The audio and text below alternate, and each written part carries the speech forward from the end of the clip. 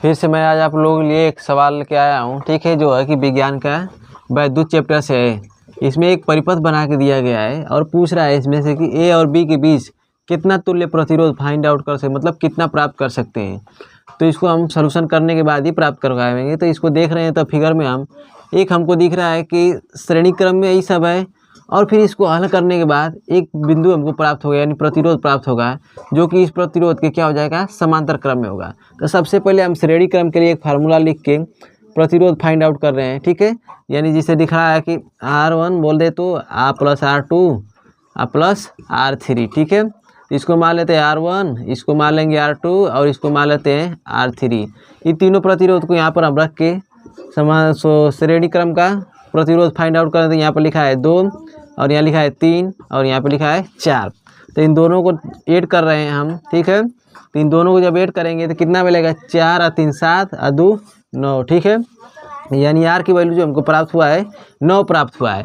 यानी अब इसके बाद जब फिगर चेंज हो जाएगा तो हमारा फिगर इस प्रकार से बनने वाला है, ठीक है। इसमें ज़्यादा कुछ करेक्शन नहीं करना है, इस तरह से फिगर बनेगा और फिगर बनने के बाद और इस प्रकार का दिखने लगेगा। तो R का मान जो हमारा प्राप्त हुआ है, R का मान यहाँ पे E 9 है और यहाँ पे R का मान पहले ही से दिया है हमारा, ठीक है।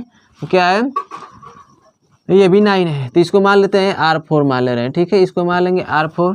तो ये हमको किस क्रम में दिख रहा है, तो समांतर क्रम में दिखा रहा है। तो समांतर क्रम में फार्मूला अगर हमको याद करना होता है तो इसको बोल देते हैं R डैश बराबर लिख देते हैं R और प्लस 1/R4, ठीक है। अब इसका वैल्यू हम रख रहे हैं तो 1/R डैश बराबर 1/, R का मान कितना है 9 प्लस फिर 1/9, R4 का मान 9 दिया है। अब इसको हम सॉल्यूशन कर लेते हैं।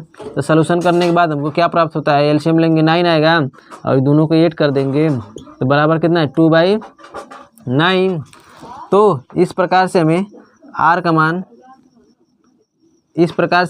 मान प्राप्त हो रहा है। बोले तो 1/R डैश बराबर का 2/9। फिर इसको हल करेंगे तो क्रॉस मल्टीप्लाई होता है, ठीक है। तो R डैश का मान हमारा हो जाएगा 9/2, ठीक है।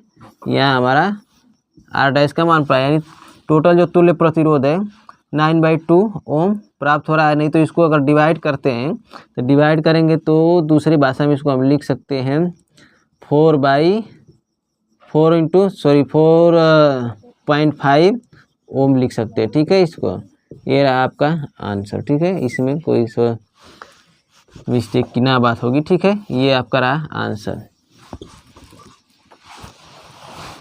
तो यहाँ तक साथ देने के लिए आपको बहुत बहुत धन्यवाद, ठीक है। यहाँ नहीं दिख रहा है, देखिए यहाँ तक दिखाई नहीं दे रहा है तो इसको हम इरेज कर दे रहे हैं,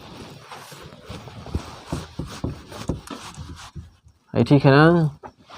यहाँ तक नहीं दिखाई दे रहा है तो अगर हमको R की वैल्यू बस चाहिए, मतलब बोले तो इसको क्रॉस मल्टीप्लाई कर देते हैं। तो इसको इस तरह से लिख सकते हैं R बराबर, ठीक है, R डैश बराबर लिख सकते हैं 4.5, ठीक है, ओम प्राप्त होगा A और B के बीच तुल्य प्रतिरोध। ये रहा हमारा आंसर, ठीक है।